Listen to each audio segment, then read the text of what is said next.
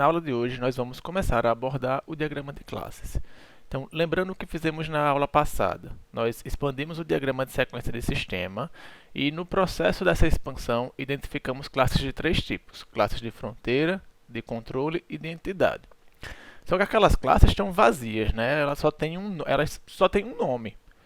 E agora a gente precisa refinar essas classes, identificar o que são essas classes, quais são seus atributos, quais são seus métodos e principalmente quais são seus relacionamentos.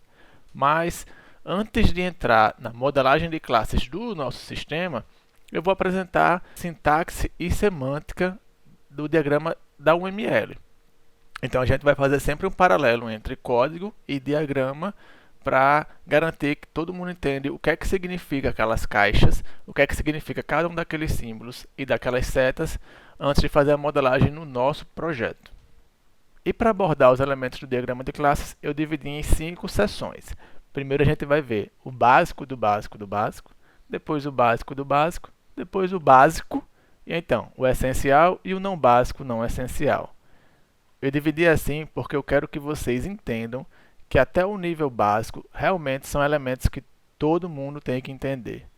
O essencial é importante, a gente vai aplicar em alguns casos, e o não básico, não essencial, é útil em algumas situações específicas, mas não é um conhecimento que todo mundo tem que ter na ponta da língua. Vamos lá, começando do básico, do básico, do básico. Primeiro, observa aqui esse código-fonte, em uma pseudolinguagem qualquer. É esperado que qualquer programador que conheça os conceitos de classe consiga entender esse código. Eu tenho uma classe chamada pessoa, que possui 3 atributos, nome, peso e altura, e eu tenho um método IMC que retorna o IMC dessa pessoa. Se você entende esse código, você vai olhar para essa classe, no diagrama de classe, e vai entender tudo que está representado aqui. Então, uma caixa representa uma classe. No primeiro compartimento da caixa, eu tenho o nome da classe, seguido dos atributos, seguido dos métodos.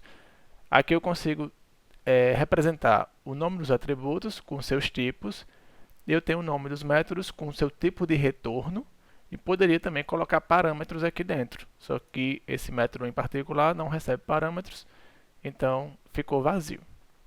Básico do básico do básico. Eu não precisava nem estar numa aula para vocês entenderem o que é que significa essa caixa. Agora, o básico do básico. Vamos lá de novo fazer a relação entre código-fonte e diagrama de classes. Primeiro, a gente percebe que cachorro tem 2 atributos, pessoa tem um atributo. Então, está aqui na linha 2 o nome da pessoa, nas linhas 10 e 11 nome e raça do cachorro. Isso aí a gente já tinha visto, certo? A novidade é na associação que existe entre pessoa e cachorro. E aí, presta bem atenção no que está no diagrama e no código-fonte. Essa linha sólida, né, que não é tracejada e que não possui nenhuma seta, representa que essas duas classes elas têm uma referência uma para a outra. Como é que a gente vê isso no código? Veja que pessoa tem uma referência para seus pets, que é um vetor, né? Um array de cachorro. Então, pets é um array de cachorro. Pessoa tem uma referência a cachorros. Da mesma forma que cachorro tem uma referência para uma pessoa, que é o seu dono. Agora, perceba que o nome desses atributos, tanto dono quanto pets, é justamente o nome que eu coloquei aqui no diagrama de classes, porque esses são os papéis de pessoa e de cachorro nesse relacionamento. A outra coisa que falta explicar no diagrama são esses números aqui. Esses números são a multiplicidade. Isso aqui vai indicar quantas entidades pessoas estão se relacionando com quantas entidades cachorro. Nesse caso, uma pessoa, até pelo código-fonte, né?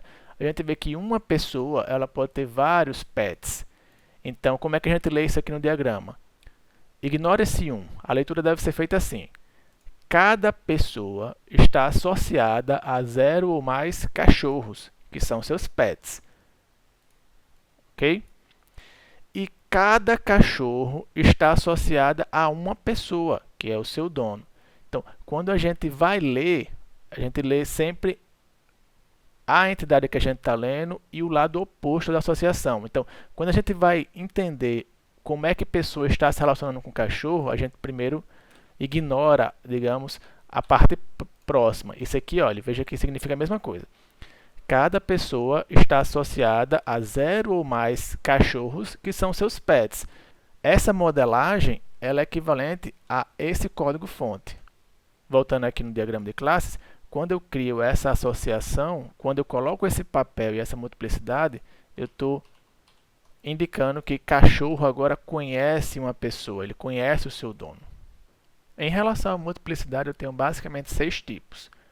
Eu tenho o exatamente um, que é o que está representando aqui, né? Cachorro, cada cachorro tem um dono. Eu tenho 0 ou 1, que inclusive poderia ser modelagem de cachorro para pessoa, certo? Se eu pensar que eu posso ter um cachorro de rua que não tem dono, eu poderia colocar assim, né? Cada cachorro tem 0 ou 1 dono. Talvez seja até uma modelagem melhor.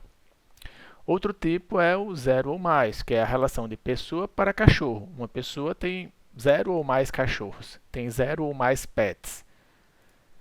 Outra possibilidade é 1 ou mais, ou seja, a diferença é que pelo menos um, cada pessoa teria, se eu representasse dessa maneira, eu estaria dizendo que cada pessoa tem pelo menos um pet, que dependendo da situação, pode ser modelado dessa maneira. Eu posso também utilizar constantes. Então, eu posso usar tanto uma constante para o inferior quanto para o superior. Nesse primeiro caso aqui, eu tenho a ideia de que eu tenho m ou mais. Nesse exemplo, eu coloquei 3 ou mais. E embaixo, de m até n, de 4 até 6. Então, vamos lá. A gente está modelando um sistema do clube de cachorros, clube de pets. Cada pessoa, para entrar no clube, tem que ter pelo menos 2 cachorros e no máximo 10. Eu poderia representar dessa maneira, certo? Então, cada pessoa tem que ter de 2 a 10 pets para entrar no clube. E assim, eu consigo representar isso no diagrama. Entrando agora nos conceitos básicos do diagrama de classes, eu tenho a generalização, que é basicamente outro nome para herança. Então, se eu quiser aqui mudar essa minha modelagem, em vez de dizer que uma pessoa tem cachorros como pets, eu vou fazer o seguinte, eu vou criar uma nova classe para representar um pet, um bicho de estimação, bicho estimação. E aí a associação entre pessoa não é com cachorros, a associação é com... Vou tentar arrastar isso aqui, eu acho que às vezes é chato para fazer isso. Então, a associação de pessoa é com bichos de estimação. Só que bicho de estimação vai ser o supertipo de cachorro. Então, percebam aqui, ó, em cima, generalização. Isso está indicando que cachorro é um bicho de estimação, ou seja, cachorro herda dessa classe. Então, o certo aqui, né, seria... Vamos deixar assim. Então, bicho de estimação tem um nome. Vou alterar o código para ficar coerente. Bicho de estimação é uma classe que tem um nome. E cachorro, agora, vou colocar aqui extends bicho estimação. Então, essa seta é a herança. Cachorro extende de bicho de estimação a classe de bicho de estimação. E vamos ver se o resto está coerente. Um bicho de estimação tem o dono, a pessoa tem pets que são bichos de estimação. Conferindo aqui, acho que está tudo certo. Pronto. Esse código agora ele está coerente com a modelagem. E a gente só adicionou basicamente a herança. Então é um conceito bem simples de aplicar no diagrama de classes. O outro conceito básico que a gente vai ver é a navegabilidade. Com essa associação sem direção, eu entendo que as duas classes se conhecem, uma conhece a outra. Se eu quiser exprimir que pessoa conhece bicho de estimação, mas não o contrário, eu posso simplesmente mudar a navegabilidade dessa associação aqui numa opção. Nossa, como eu condensei aqui, ficou ruim de ver. mais navegabilidade navegável. Pronto, vamos voltar aqui. Pronto. Essa seta está dizendo que pessoa enxerga bicho de estimação, mas bicho de estimação não enxerga pessoa. Isso pode ser interessante em alguns casos. E se pessoa enxerga bicho de estimação e não o contrário, na verdade no código não existe essa referência, certo? Então, não existe esse papel. Nesse caso aqui, vamos para o código. Pessoa tem uma referência para bicho de estimação, ok, só que essa referência de bicho de estimação para pessoa ela não existe.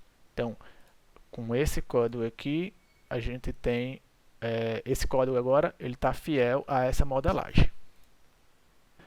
Outro relacionamento que é básico no diagrama de sequência é a dependência. Para explicar a dependência, eu vou mudar um pouquinho as coisas. Imagina que não existe esse relacionamento entre pessoa e bicho de estimação. Vou quebrar esse relacionamento e vou alterar o código para ficar coerente. Então, essas referências aqui de pessoa para bicho de estimação, elas não existem. Essas classes estão desassociadas, certo?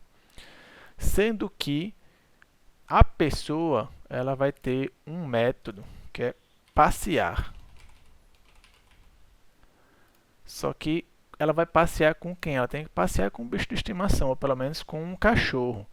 Então, eu vou colocar como argumento aqui um cachorro. Veja que o Asha já me permite fazer, já apresenta o tipo pronto. E o que eu estou dizendo aqui? Uma pessoa passeia com um cachorro. Então, existe uma dependência entre a classe pessoa e a classe cachorro. Uma dependência que existe somente no método passear. É errado eu colocar que existe essa associação. Essa associação indica uma associação forte, indica uma referência de uma classe para outra. Não é isso que está acontecendo. Eu não tenho uma referência de pessoa para cachorro. A classe pessoa só precisa conhecer um cachorro para conseguir operar, para conseguir realizar o método passear. Então, esse relacionamento fraco a gente indica com dependência, que é essa setinha tracejada com a ponta aberta. Então, ao modelar dessa maneira, eu estou indicando que existe sim um relacionamento entre pessoa e cachorro, mas é só uma dependência, é um relacionamento fraco. Ele precisa conhecer para conseguir executar um determinado método, mas eu não tenho uma referência, não é uma herança, não é uma associação forte. E percebam que a dependência não aparece no código-fonte. Essa seta indica uma coisa que não tem como representar no código-fonte. E o último conceito considerado básico no diagrama de classes é o pacote. Ele não tinha aparecido no slide porque eu tinha cortado sem querer. Mas o que é um pacote? O pacote serve para você encapsular um conjunto de classes sobre um mesmo domínio. Então, nesse caso, a gente vai considerar que todas essas classes fazem parte do meu clube de pets. Então, eu vou criar um pacote para ser o clube de pets. O pacote parece uma caixinha mesmo, como se fosse uma pasta, né, um diretório. E vou colocar todas essas classes dentro. Então, agora eu tenho o clube de pets, que é um pacote que vai conter essas classes. Vocês já devem ter visto alguma coisa parecida nas linguagens de programação. A ideia de namespace ou mesmo de pacote. Uma organização hierárquica das classes que eu consigo manter aí uma coerência, uma semântica, relacionar elas entre si. E obviamente que à medida que meu sistema vai crescendo, eu vou ter outros pacotes. Então posso ter pacotes dentro de pacotes e isso vai me permitindo organizar as classes do sistema, mantendo uma certa coerência. Chegamos agora nos conceitos essenciais. Para isso, voltamos o diagrama até o ponto que eu tenho pessoa, bicho de estimação e cachorro, com essa herança entre cachorro e bicho de estimação. Então, um conceito essencial é o de visibilidade de atributos e de métodos. E onde é que eu enxergo a visibilidade aqui? No código eu não representei ainda, né? Mas eu vou escrever agora o código para ficar mais coerente com o que está no diagrama. Para a gente relembrar. Eu tenho aqui, ó, todos os meus atributos que eu declarei, eles são privados. Como é que eu enxergo isso aqui no diagrama? esse menos aqui antes do nome dos atributos.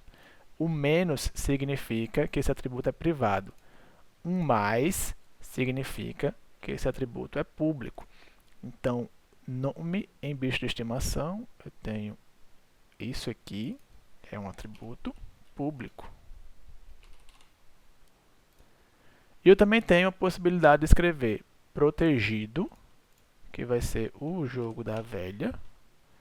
Então, raça é protected, aqui. E eu tenho, por último, a visibilidade de pacote, que nem todas as linguagens suportam, mas é o tio. Cadê o tio no teclado? O tio. Aqui eu coloquei exemplos de visibilidade em atributos, mas a mesma coisa serve para métodos. O Asta até cria os métodos com visibilidade pública como padrão, mas obviamente que a gente pode alterar isso, certo? Então, operação 2 aqui nesse caso é um método que é privado da classe pessoa, porque tem o menuzinho aqui.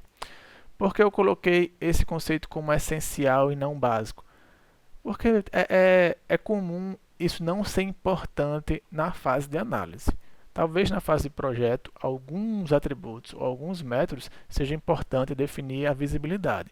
É essencial porque é comum ser útil, mas não é tão básico quanto os conceitos que a gente já viu. Outro conceito que é essencial são as classes abstratas.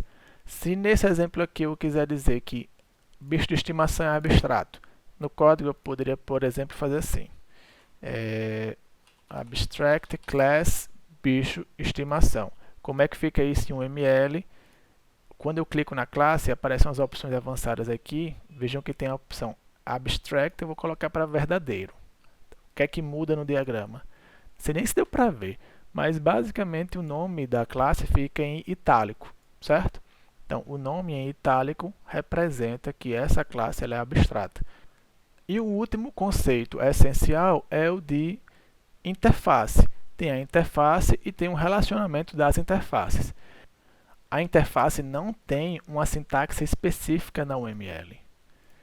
Para representar uma interface, a gente vai criar uma classe normal. Vou colocar aqui pode passear como nome da interface. E eu vou ter que adicionar um estereótipo a essa classe.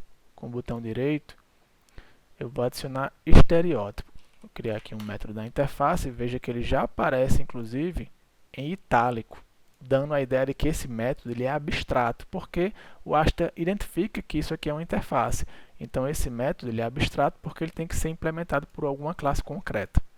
E qual é o relacionamento entre classes e interfaces? O de implementar aquela interface. Então, se eu disser que cachorro estende bicho de estimação e implementa pode passear, vou criar aqui pode passear em cima, certo? Pode passear é uma interface que tem um método passear. Não vou me esforçar muito aqui não, só para dar a ideia. Então, a classe cachorro, ela estende bicho de estimação e ela implementa a interface pode passear. Como é que eu represento isso no diagrama? Tem uma setinha específica, certo? É a setinha de realização. Então, quando eu digo que cachorro, essa seta tracejada com o final fechado, estou dizendo que cachorro é uma classe que implementa a interface pode passear. Então, no código a gente sabe que essa classe vai ter uma implementação de passear. Por fim, o que é que eu considerei não básico e não essencial? Primeiro, por que eu classifiquei dessa maneira? São conceitos que dificilmente a gente vai aplicar nos nossos diagramas, mas em alguns casos específicos eles podem representar bem o que a gente está querendo exprimir. Uma parte desses conceitos são os modificadores de atributos e métodos. Então, se eu quero dizer que um atributo é imutável, se eu quero dizer que um atributo tem um valor inicial, se eu quero dizer que um atributo é estático, como é que eu represento isso no diagrama de classes? Ele vai ter uma sintaxe diferente. E vou até expandir aqui para ficar mais fácil de ver. Veja que eu tenho aqui já as opções. Então, se eu estou dizendo que nome é estático, quando eu coloco para verdadeiro, o que é que muda? Ele colocou sublinhado. Então, com essa sintaxe ali embaixo, eu sei que esse atributo é estático, é um atributo da classe, não do objeto. Se eu quero que esse atributo tenha um valor inicial, como se fosse uma constante, basta informar aqui o valor inicial para ele, e ele vai colocar aqui. Então, nome é um atributo abstrato que começa com o valor inicial João. Eu também tenho a opção de dizer que ele é um valor imutável, ou seja, que é somente leitura, mas isso não tem sintaxe no diagrama, eu achava que tinha. A gente dificilmente vai aplicar isso aqui na nossa modelagem, por isso que eu considerei não básico, não essencial. Os outros conceitos que eu coloquei como não básicos, não essenciais, de fato eles não são básicos. Em alguns casos eles são essenciais, mas para nossa modelagem em APO, para aplicar para o PDS, não vai fazer tanta diferença, mas conceitualmente eles são bem relevantes. Vou criar outras classes aqui só para mostrar a sintaxe, sem entrar em exemplos agora, que a gente vai ver isso depois. Eu tenho uma associação, a associação básica é essa. Vou criar os três aqui. Isso aqui é uma associação básica, e agregação e composição são tipos específicos de associação. Então, esse relacionamento aqui com um losango na ponta, ele tem um significado a mais. Por que eu considerei que isso não é essencial agora? Porque não se reflete no código-fonte. Não existe diferença entre esses três caras aqui no código. A diferença desses conceitos é bem importante, só que é mais importante quando a gente vai estudar arquitetura de software para ter uma noção do relacionamento entre entidades. Por enquanto, para a gente, isso não é tão importante, mas é bom saber que existe, certo? E isso encerra a nossa aula de hoje. O que eu quero que vocês fixem dessa aula é que o diagrama de classes é uma representação estática do sistema. Diferente do diagrama de sequência, que mostra o sistema executando, o diagrama de classes ele mostra como o sistema está organizado estaticamente. E ele me permite representar o código-fonte. Então, nesta aula, eu tentei fazer o paralelo sempre de diagrama de classes para código-fonte, para a gente perceber que dá para ver o código no diagrama de classes. E a grande vantagem é que num diagrama você consegue ver vários arquivos, né? vários arquivos fonte. Então, normalmente eu escrevo uma classe por arquivo, e no diagrama de classes é como se eu conseguisse enxergar várias classes de uma vez só. Mas, obviamente, eu tenho um certo nível de abstração que eu consigo alcançar. E esse nível é o de atributos e métodos.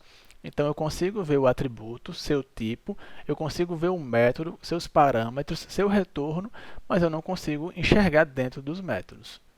Além disso, eu quero que vocês entendam que o diagrama de classes é o mais importante diagrama UML. Talvez seja o mais importante diagrama do desenvolvimento de software. Ele é de longe o mais utilizado pelos desenvolvedores, de longe. É um diagrama que todo desenvolvedor tem que saber interpretar, bater os olhos e saber o que significa. Ele é muito expressivo.